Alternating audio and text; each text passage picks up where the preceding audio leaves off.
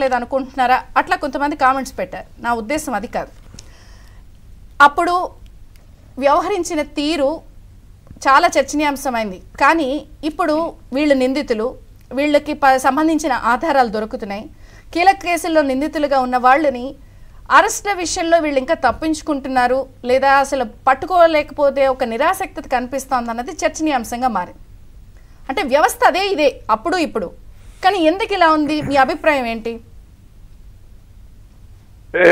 ఇలా మాట్లాడే వాళ్ళు ఎవరైతే ఉంటారో వాళ్ళు తెలుసుకోవాల్సిన విషయం ఏంటంటే, నిర్దోషుల్ని అన్యాయంగా అరెస్ట్ చేసి కొట్టడం అది దుర్మార్గం. అట్ ది సేమ్ టైం దోషుల్ని అరెస్ట్ చేయకుండా ఉపేక్షించడం ఇది కూడా దుర్మార్గమే. ఈ రెండిటికి తేడా తెలియాలి. ఈ రెండిటికి తేడా తెలిస్తే కనుక అలాంటి ఎవరైతే మీకు మెసేజ్లు పెడుతున్నారో అలా మెసేజ్లు పెట్టకుండా ఉంటారు. ఎందుకంటే ఒకళ్ళిద్దరి మీద గత ప్రభుత్వం అంటే వాళ్ళు చెప్తున్నారు రూల్ ఆఫ్ లానే పాటిస్తాము, మేము సిస్టమేటిక్ గా వెళతామని. కానీ సిస్టమేటిక్ గా కూడా జరగట్లేదు అన్నది నా ఉద్దేశమైన చర్చ. ఇప్పుడు ఈడ్చి కొట్టాలా, రాకు రావాలా అన్నది నన్ను అడుగుతున్నారు. సరే, మీరు మీ అబ్జర్వేషన్స్ చెప్పండి. రూల్ ఆఫ్ లా ప్రకారం చేయమని మనం కూడా మాట్లాడుతున్నాం. రూల్ ఆఫ్ లా ప్రకారం చేస్తే ఈ పాటికి అరెస్టులు జరగాలి. నిజంగా గనక పోలీసులు రూల్ ఆఫ్ లా ప్రకారం చేస్తే అసలు ఈ రాష్ట్రం నుంచి పక్క రాష్ట్రానికి ఎలా వెళ్ళగలుగుతారు? వాళ్ళ మీద కేసులు ఉన్న వాళ్ళు హైకోర్టు దాకా ఎలా వెళ్ళగలుగుతున్నారు? హైకోర్టు దగ్గర ఏదో ఒక తీర్పు వచ్చేదాకా పోలీసులు ఏం చేస్తున్నారు? మొన్న హైకోర్టు తీర్పు యాంటిసిపేటరీ బెయిల్ ఇవ్వకపోయిన తర్వాత కదా అసలు వీళ్ళ దగ్గరికి అరెస్ట్ చేద్దామని వెళ్ళింది. అప్పిరెడ్డి గారి దగ్గరికి కానీ లేదంటే మాజీ ఎంపీ సురేష్ గారి దగ్గరికి కానీ వెళ్ళింది. ఎప్పుడు వెళ్ళారు? కోర్టు యాంటిసిపేటరీ బెయిల్ ఇవ్వడానికి నిరాకరించిన తరువాత. అసలు దానికి ముందంతా ఏం చేస్తున్నారు? అసలు కోర్టులో వేసిన తర్వాత ఆ తీర్పు వచ్చే లోపు కూడా వీళ్ళందరూ ఏం చేస్తున్నారు? ఇప్పుడు మన లాయర్ గారు కూడా మనతో పాటు ఉన్నారు తెలుగుదేశం నుంచి. సో ఆ కోర్టు తీర్పు ఇచ్చేదాకా ఆగాలని ఎక్కడ రూల్ లేదు. అసలు కోర్టు ఇంకొక నిమిషంలో తీర్పిస్తుంది అన్నప్పుడు కూడా అరెస్ట్ చేయొచ్చు. అందుకే దానికి ఎవరికి ఏ చట్టం కూడా ఎవరిని పోలీసులను ఎప్పుడు ఆపదు. మరి వాళ్ళందరూ పక్క రాష్ట్రాలకు అసలు ఇలా వెళ్ళిపోతున్నారు. అప్పిరెడ్డి గారినేమో బెంగళూరులో ఎక్కడో అదుపులో తీసుకున్నారన్నారు. ఈయనేమో తెలంగాణలోనేమో సురేష్ గారిని అదుపులో తీసుకున్నారు.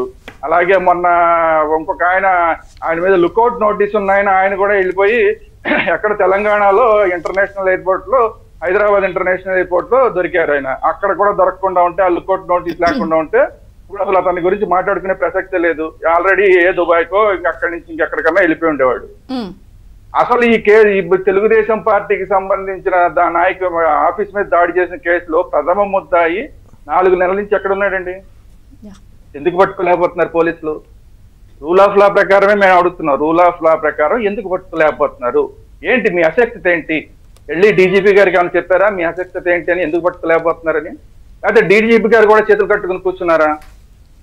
అసలు వీళ్ళందరూ తప్పించుకున్న వేరే, ఇప్పుడు ఒక ఈవీఎం ధ్వంసం చేసిన కేసులో ఒక ఎమ్మెల్యేని చెడి పట్టుకున్నారు. ఆయన కూడా తప్పించుకుని చివరికి ఎలాగోలో దొరికాడు. వాళ్ళ తమ్ముడు ఇప్పుడు దాకా దొరకలేదు. మరి ఆయనకి వాళ్ళందరికీ కూడా ఇన్ఫర్మేషన్ ఇస్తుంది ఎవరు? బోరుగడ్డ అనిల్ ఎక్కడున్నాడు?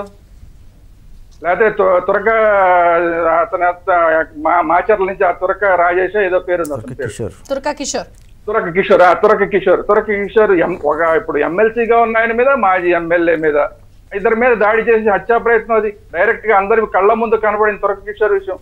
ఎక్కడున్నాడు తురక కిషోర్? మేము అడుగుతున్నది రూల్ ఆఫ్ లా ప్రకారం వెళ్ళి వాళ్ళని అరెస్ట్ చేయండి అని అడుగుతున్నాం. అడగటం తప్పేంటి?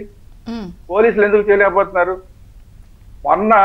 మొన్న గనక ఈ వరద సహాయం కార్యక్రమాల్లో చంద్రబాబు నాయుడు గారు, మిగతా మంత్రులు కానీ ఎమ్మెల్యేలు కానీ అద్భుతంగా పనిచేయకుండా ఉంటే అప్పటిదాకా తెలుగుదేశం ప్రభుత్వం 3 నెలల్లో చేసింది జస్ట్ పాస్ మార్కులు మాత్రమే.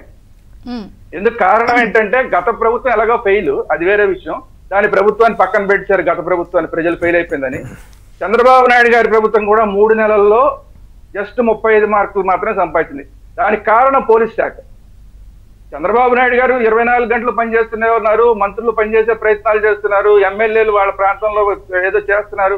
కానీ పోలీసు శాఖ నిర్లక్ష్యం వల్ల, పోలీసు శాఖలో కొంతమంది వాళ్ళకి వీళ్ళకి పాత వాళ్ళందరికీ సహకరిస్తున్నారన్న ఆరోపణలు రావడం వల్ల ఈ ఆఖరికి బోరుగడ్డని ఇలాంటి వాళ్ళని, తురక కిషోర్ గారు లాంటి వాళ్ళని పట్టుకోలేని వాళ్ళు ఇంకా మీరు ఏం పోలీస్ శాఖ అండి? నాకు అర్థం కాదు ఇది.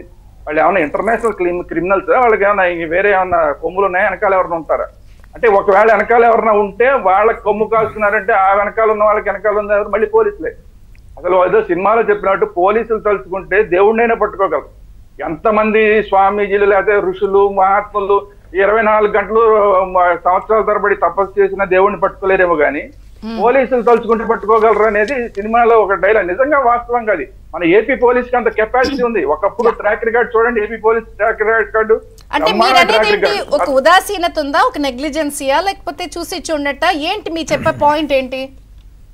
ఉదాసీనత ఉంది, నెగ్లిజెన్స్ ఉంది, తర్వాత ఇందులో కోవర్ట్నెస్ ఉంది, గత ప్రభుత్వానికి తాబేదారులుగా పనిచేసిన వాళ్ళు ఉన్నారు. వీటన్నిటికన్నా ముఖ్యంగా ఏంటంటే వీళ్ళందరూ కూడా గత ప్రభుత్వం చేసిన అక్రమాల్లో ఇన్వాల్వ్ అయ్యి ఉన్న పోలీసులు ఎక్కువ మంది ఉన్నారు, ఇన్వాల్వ్ అయిపోయిన అధికారులు ఎక్కువ మంది ఉన్నారు. వీళ్ళు గనక పని చేస్తే ఫైనల్ గా వీళ్ళ మీదకే వస్తుంది.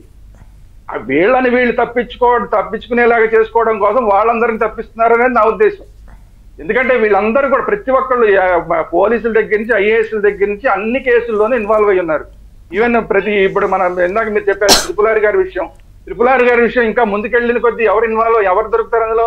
అందరూ పోలీసులే కదా. అది ఎవరైనా కానివ్వండి, ఏ డిపార్ట్మెంట్ లో ఉండని ఓవరాల్ గా పోలీసుల ఇన్వాల్వ్మెంట్. ఒకసారి మన టీడీపీ వాళ్ళతో మాట్లాడదాం. మీరు చెప్పిన పాయింట్లన్నీ కూడా వాళ్ళు ఏం సమాధానం చెప్తారు అని. టీడీపీ నుంచి విద్యాసాగర్ గారు ఉన్నారు. నమస్తే అండి, బ్రేక్ఫాస్ట్ న్యూస్ కి స్వాగతం.